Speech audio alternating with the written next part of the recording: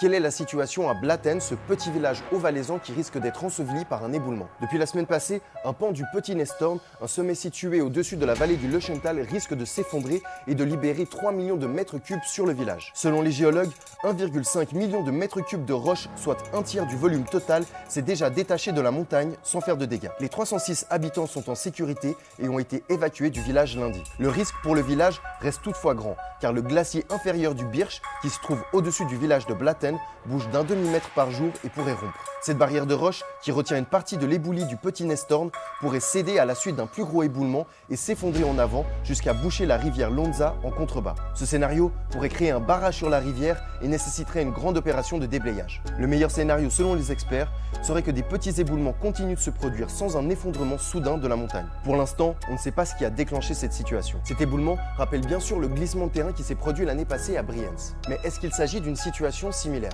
Selon Simon Le, professeur de géologie à l'ETH, les deux situations sont très différentes. Il s'agissait d'un très grand glissement de terrain et le risque était connu depuis plusieurs centaines d'années. Au Nestorn, il s'agit d'un risque d'éboulement et le danger n'est connu que depuis quelques jours. Mais alors, est-ce que le risque de ces catastrophes naturelles s'est accentué ces dernières années? Selon le professeur, il n'y a pas eu d'augmentation des risques d'éboulement massif comme au Nestorn ou à Brienz durant ces 300 dernières années. Par contre, les événements de moindre ampleur, comme les coulées de boue ou les chutes de pierre, ont effectivement augmenté depuis les années 90.